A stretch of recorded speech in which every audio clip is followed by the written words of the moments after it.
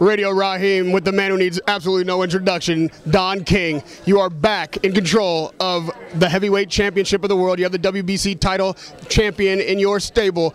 Talk to me about what you're going to do this time, anything differently than you did the last time you had the title in your stable. It's going to be the same thing I did before, only it's going to be with the corporation and support of the people.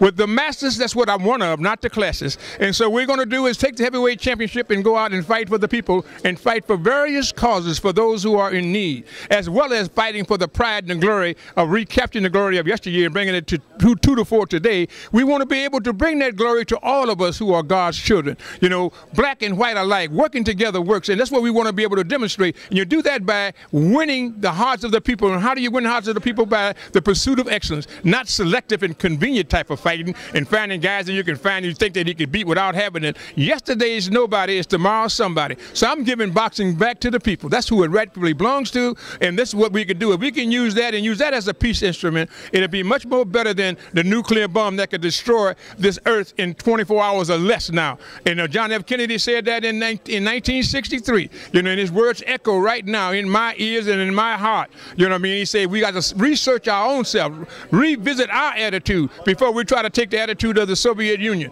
You know, I don't like the criticism that they do, he said. He said, but nevertheless, let us criticize ourselves and let us go out together to try to resolve and reconciliate these problems rather than to try to make new problems and make a man move back with humiliating defeat. This sport is a sport of kings. It is the man to men. You know, you can't send in substitutes, you can't procrastinate, you got to deal with expeditiously, extemporaneously with the problem at hand. And so we're going to bring that thing back to America, and we're going to start doing like we're supposed to do, fighting the best, in the best, whatever it is, and the glory of yesteryear with Muhammad Ali, George Foreman, Ken Norton, Larry Holmes, one of the most great champions of the world, underestimated because he was in the wake of that great guy named Muhammad Ali. I coined the phrase, every head must bow, every knee must bend, every tongue must confess, thou art the greatest of all times, Muhammad Ali.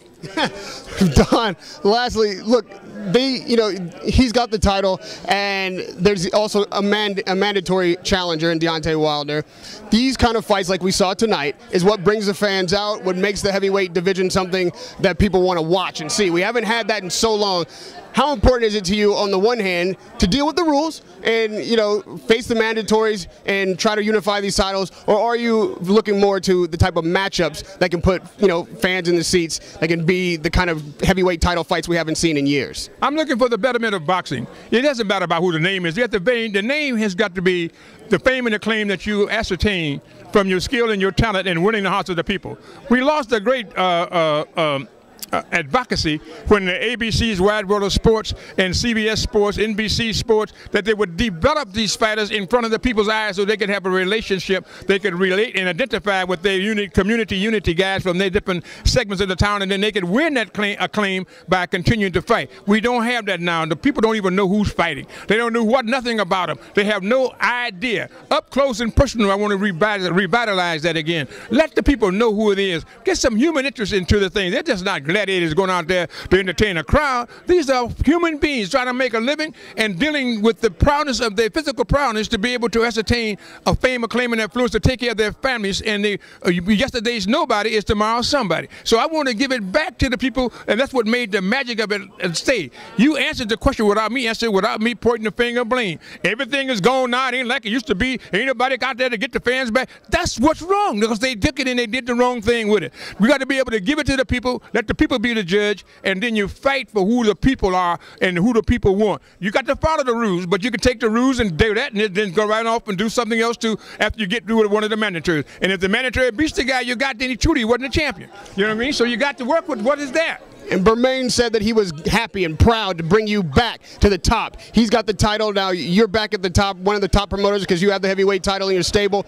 How are you counseling him? What is your relationship like with Bermane, and how will you treat him as heavyweight champion? I love Jermaine, and Jermaine will be treated as a champion supposed to be treated. You know what I mean? But the idea of it is basically and fundamentally he will be taught the right way. You know what I mean? It's so easy to go astray. You find 1,000 things, you know, it's a devil's workshop when you start getting some money. You know what I mean? So the idea is, well, they have all kind of sayings that I can bring to the fore. A fool and his money will soon part. You know what I mean? You got to understand these little cliches, they come from living life. But when you go out there and you deal with it, I love the man. The man loves me. I had the man long from his entire career. You know what I mean? So the ups, downs, the indifference, the good, the bad, and the ugly. We have to deal with that. But you grow from that if you believe in God. Never forget that Cain slew Abel. You understand? And they were brothers. You know what I mean? You know, when they turned out, what that lady named, her name Lot, they turned into a pillar of salt. Don't look back. You turn them out and look anyway.